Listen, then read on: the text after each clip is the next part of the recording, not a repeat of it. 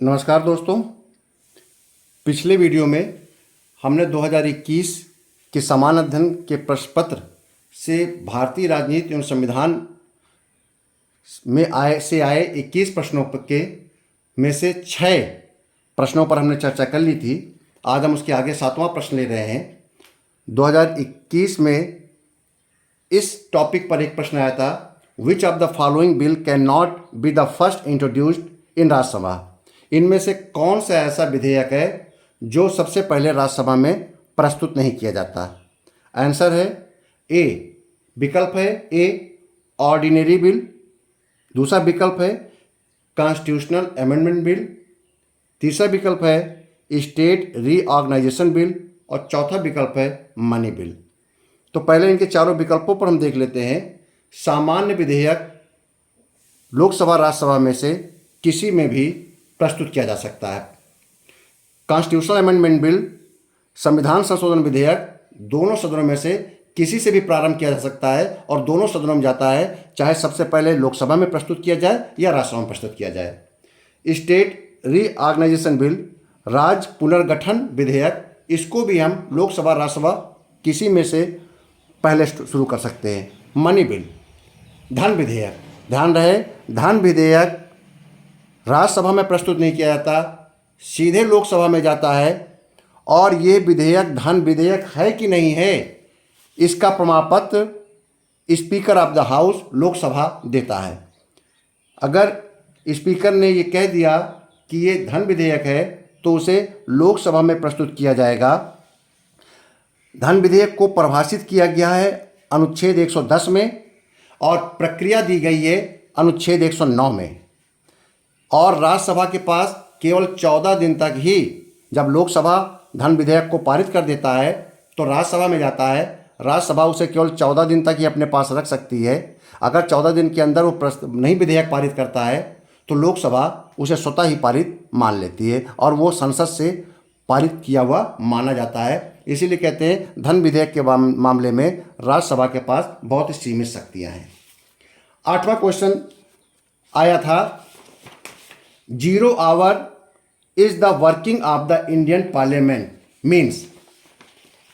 संसद की प्रक्रियाओं में एक प्रक्रिया होती है 0 आवर, शून्य काल। तो कहता है शून्य काल की प्रक्रिया क्या है। तो शून्य काल, अब आप पहले ये समझ लें कि सदन का कार्य कैसे होता है तो आपको शून्य काल भी याद आ जाएगा। ध्यान रहे लोकसभा राज्यसभा का सदन प्रारंभ होता है सुबह 11 बजे और 11 से 12 बजे के बीच में प्रश्नकाल होता है हमेशा। और प्रश्नकाल के बाद ठीक 12 बजे न AM है न PM है, इसीलिए उसको कहते हैं 0 आवर। और ये चलन में आया था, ये एक परंपरागत शब्दावली है सदन की 0 आवर। तो इसीलिए 12 बजे के समय को हम 0 आवर कहते हैं और ये प्रश्नकाल के बाद का समय होता है। तो ये कह रहा है, पहला विकल्प दे रहा है the first hour of the session, सत्र का पहला घंटा 0 आवर कहलाता है। तो मैंने आपको बता दिया पहला घंटा नहीं है 0 आवर, क्योंकि पहला घंटा तो क्वेश्चन आवर होता है, प्रश्नकाल होता है। दूसरा विकल्प है when privilege motion are accepted, जब कोई विशेषाधिकार प्रस्ताव स्वीकार कर लिया जाए तो उसको 0 आवर कहते हैं, यह भी गलत है। तीसरा है और बिफोर क्वेश्चन आवर, प्रश्नकाल के जो पहले का घंटा होता है उसको 0 आवर कहते हैं, यह भी गलत है, क्योंकि प्रश्नकाल के पहले का कोई घंटा है ही नहीं, क्योंकि सत्र की शुरुआती होती है प्रश्नकाल से 11 बजे, इसलिए यह भी उत्तर गलत है। चौथा विकल्प है the time immediately following the question hour, प्रश्नकाल के ठीक बाद वाला जो घंटा होता है, यानी कि 12 बजे से 1 बजे के बीच का, वो 0 आवर होता है। इसमें कोई भी पहले से निर्धारण नहीं होता है कि क्या करना है, इसमें कोई व्यक्ति किसी भी विषय को उठा सकता है सदन में, इसीलिए ये एक न्यूसेंस काल भी कहलाता है। इसमें आवाज़ नहीं सुनाई पड़ती सदस्यों की, क्योंकि इसमें अपने अपने विषय कोई भी उठा सकता है, ये सिस्टमेटिक, ये आर नहीं होता है, इसलिए 0 आर कहते हैं इसको। क्वेश्चन नंबर 9 है, consider the following and arrange this chronological order. निम्न पर आप विचार कीजिए और इनको क्रमवार लगाइए। ये संविधान के आधारभूत ढांचा जो मैं पढ़ाया था उसी का क्वेश्चन है। पहला है गोलकनाथ केस, दूसरा है केशवानंद भारती केस, तीसरा है 24th कॉन्स्टिट्यूशनल अमेंडमेंट एक्ट और चौथा है 42nd कॉन्स्टिट्यूशनल अमेंडमेंट एक्ट। ये कह रहा है ये 4 संशोधन किए गए थे, ये 4 विषय आए थे और ये चारों विषय जुड़े हुए हैं मूलभूत ढांचा से, इसीलिए उन्होंने 4 दे दिए और कह रहा है कि इनको क्रम से लगाओ। तो जब आप किसी वाद को याद करेंगे रखेंगे तो ध्यान रहे आपको उनके वर्ष भी याद रहने चाहिए और उसमें क्या कंटेंट था वह भी याद होना चाहिए। आप बहुत अच्छी तरह सीरियल से लगा लेंगे। हो सकता है इस वर्ष इन्हीं में से कोई क्वेश्चन आ जाए और दूसरे तरीके से आ जाए, इसलिए हर विकल्प को आप अच्छी तरह से समझेंगे। किसी विकल्प को विकल्प रूप में नहीं देखेंगे कि केवल आपको आंसर दिखा उसको टिक किया और 3 विकल्पों पर ध्यान नहीं दिया। उन 3 विकल्पों पर भी अगर फोकस कर जाएंगे तो वो टॉपिक आपका बहुत अच्छा तैयार हो जाएगा। तो गोलकनाथ केस 1967 में आया था। पहली बार ये एक संविधान पीठ बैठी थी मूल अधिकारों के संबंध में और गोलकनाथ में कहा गया था कि मूल अधिकारों में परिवर्तन नहीं किया जा सकता, क्योंकि संविधान की जो धारा अनुच्छेद 13 है वो कहता है कोई भी विधि जो संविधान के मूल अधिकारों के साथ छेड़छाड़ करेगी वो विधि शून्य होगी। तो पहली बार गोलकनाथ केस में कहा गया था। तो ये आया था 1967 में। केशवानंद भारती केस में मूलभूत ढांचे शब्द को डिफाइन किया गया था, ये 1973 में आया था। 24th कॉन्स्टिट्यूशनल अमेंडमेंट 1971 में आया था। चूंकि जब गोलकनाथ का केस आया तो सरकार ने 24th कॉन्स्टिट्यूशनल अमेंडमेंट 1971 कर दिया था और ये कह दिया था कि अनुच्छेद 368 और 13 की जो शक्तियां हैं वह संसद के ऊपर लागू नहीं होंगी। ये गोलकनाथ केस में जो सुप्रीम कोर्ट निर्णय दिया था उस निर्णय को दबाने के लिए। तो पहला 67 हो गया, केशवानंद भारती केस 73 हुआ, 24th कॉन्स्टिट्यूशनल अमेंडमेंट 71 में था और 42वां संविधान संशोधन आपको रटा ही होना चाहिए 1976 का। इसको हम मिनी कॉन्स्टिट्यूशन भी कहते हैं, रट लीजिए, लिख लीजिए, पेपर में आ जाएगा कि मिनी कॉन्स्टिट्यूशन किसे कहते हैं। तो 42nd कॉन्स्टिट्यूशनल अमेंडमेंट 1976। तो सीरियल बन रहा है 1 3 2 4। 1 का मतलब गोलकनाथ के 67, फिर 3 24th कॉन्स्टिट्यूशनल अमेंडमेंट 71, फिर 2 केशवानंद भारती बनाम केरल राज्य 73 और फिर 4 42nd कॉन्स्टिट्यूशनल अमेंडमेंट 1976। इनको सीरियल से लिख लीजिए।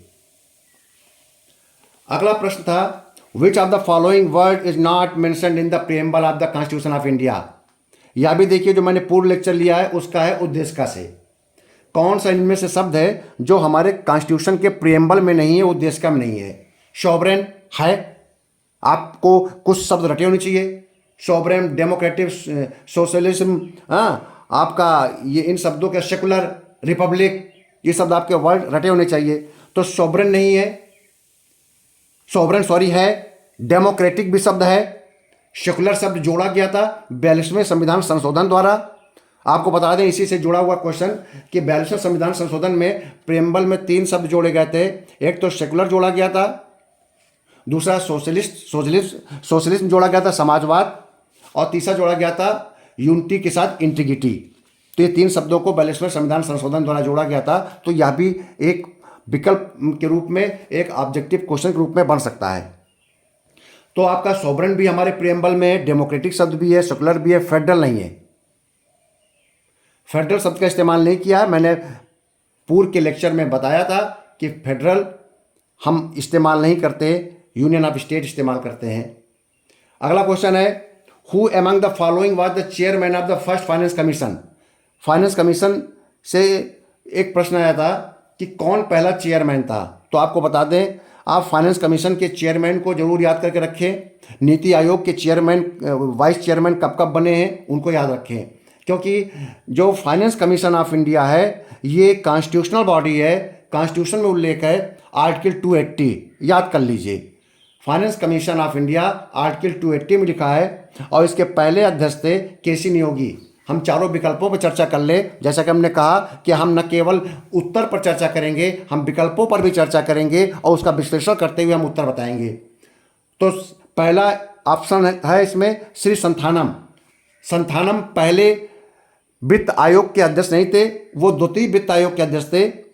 और केसी नियोगी पहले वित्त आयोग के अध्यक्ष थे, 22 नवंबर 1951 में बनाए गए थे। और जो आपके तीसरा विकल्प है राजा मन्नार, ये चौथे वित्त आयोग के अध्यक्ष थे। और जो चौथा विकल्प है ए के चंदा, ये तीसरे वित्त आयोग के अध्यक्ष थे। तो आप याद रखिए, अभी तक 16 वित्त आयोग का गठन हो चुका है। नोट कर लीजिए, यह भी एक जीके का वैसी का प्रश्न है, कॉन्स्टिट्यूशन का। अभी तक 16 वित्त आयोग गठन हो चुका है। आज़ादी के बाद, संविधान बनने के बाद, संविधान के आर्टिकल 280 में लिखा था कि 2 वर्ष बाद और प्रत्येक 5 वर्ष पर राष्ट्रपति महोदय एक फाइनेंस कमीशन की नियुक्ति किया करेंगे, जो अपनी करों के बंटवारे के संबंध में राज्य और केंद्र के बीच में करों के और अन्य सहायक अनुदानों के बंटवारे के संबंध में अपने रिकमेंडेशन देगा, अपने अनुशंसाएं देगा। तो 16वें वित्त आयोग का गठन हो चुका है। 31/12/23 करंट क्वेश्चन है, आ सकता है। 31 दिसंबर 23 को हो चुका है। और इसके अध्यक्ष बनाए गए हैं अरविंद पनगड़िया, नाम बहुत चर्चित सुना होगा क्योंकि ये नीति आयोग के वाइस चेयरमैन थे। अरविंद पनगड़िया हमेशा चेयरमैन होता है प्रधानमंत्री, जैसे पहले योजना आयोग के चेयरमैन होते थे प्रधानमंत्री और वाइस चेयरमैन दूसरे होते थे। और उसी प्रकार से उसी का प्रतिरूप या उसी के स्थान पर लाया गया है नीति आयोग। तो नीति आयोग के अध्यक्ष होते हैं प्रधानमंत्री और वाइस चेयरमैन की नियुक्ति होती है।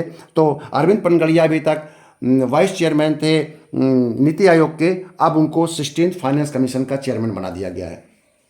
तो ठीक, ये आपके 11वां क्वेश्चन था। अब 12वां क्वेश्चन लेते हैं। 12वां क्वेश्चन है आपका कथन एवं कारण से, क्योंकि कथन और कारण आपको अगर दोनों पता होगा तभी आप उत्तर दे पाएंगे। क्वेश्चन है, कथन कहता है the council of minister in India is collectively responsible to the both Lok Sabha and Rajya Sabha. कहता है कि भारत की मंत्रिपरिषद सामूहिक रूप से लोकसभा और राज्यसभा के प्रति जिम्मेदार है। यानी कि भारत की मंत्रिपरिषद लोकसभा के प्रति भी जिम्मेदार है और राज्यसभा के प्रति भी जिम्मेदार है। और इसका कारण बताता है, रीजन बोलता है, member of both Lok Sabha and Rajya Sabha are eligible to become minister in union government.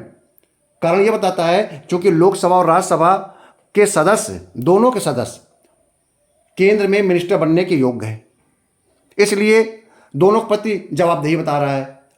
तो ध्यान रहे, कथन गलत है। कथन गलत है। कथन गलत इसलिए है क्योंकि हमारी लोकसभा के प्रति ही जो आपकी सरकार होती है, मंत्रिपरिषद होती है, वो लोकसभा के प्रति ही जिम्मेदार होती है। जिम्मेदार इसलिए होती है क्योंकि Lok Sabha house of the people कहलाता है। जनता के द्वारा प्रत्यक्ष रूप से निर्वाचित सदस्य लोकसभा में जाते हैं। तो जनता के प्रति जो प्रत्यक्ष रूप से निर्वाचित सदस्य जा रहे हैं, सरकार उन्हीं के प्रति जवाबदेह होगी। राज्यसभा में इनडायरेक्ट जाते हैं, प्रत्येक राज्य की विधानसभा के सदस्य निर्वाचित करके राज्यसभा भेजते हैं। इसलिए हमारी जो सरकार है, जो काउंसिल ऑफ मिनिस्ट्री है, वो लोकसभा के पर जिम्मेदार है। और क्यों जिम्मेदार है उसका तर्क भी है आर्टिकल 74(1). लिख लीजिए, कहाँ लिखा हुआ है कि council of minister will be responsible to the Lok Sabha. कहाँ लिखा हुआ है? 74(1). लाइन क्या है? There shall be a council of ministry headed by the PM to aid and revise to the president. प्रधानमंत्री की अध्यक्षता में एक मंत्रिपरिषद होगी जो कि राष्ट्रपति के सलाह एवं सहयोग के लिए होगी। और मंत्रिपरिषद सामूहिक रूप से लोकसभा के प्रति जिम्मेदार होंगे, जवाबदेह होंगे। तो बात क्लियर हो गई। 74(1) में ही लिखा हुआ है कि मंत्रिपरिषद राष्ट्रपति के सलाह और परामर्श के लिए एक मंत्रिपरिषद होगी और वो मंत्रिपरिषद लोकसभा के प्रति जिम्मेदार होगी। तो 12 क्वेश्चन के प्रश्नों के उत्तर 2 वीडियो में हमने कवर कर लिया है। अब तीसरे वीडियो में इसके आगे के प्रश्नों पर हम डिस्कशन करेंगे। लगातार वीडियो को देखते रहें। हमारे चैनल कैरियर मोटिवेशन को लाइक करें, सब्सक्राइब करें। और ऐसे अभ्यर्थी जो अपने घर में YouTube चैनल के माध्यम से निःशुल्क प्लेटफॉर्म पर अपनी पढ़ाई कर रहे हैं, और उन लोगों के लिए ये वीडियो बहुत ही सहयोगी, मददगार और परीक्षा के लिए उपयोगी होगा। आप लोग लगातार चैनल को मेरे देखते रहें, सब्सक्राइब कीजिए, लाइक कीजिए। अधिक से अधिक स्टूडेंट्स के बीच में, छात्रों के बीच में, यूजी, पीजी, इंट्रेंस एग्जाम की जो तैयारी कर रहे हैं बच्चे, उनके बीच में इसको शेयर कीजिए। बहुत बहुत धन्यवाद।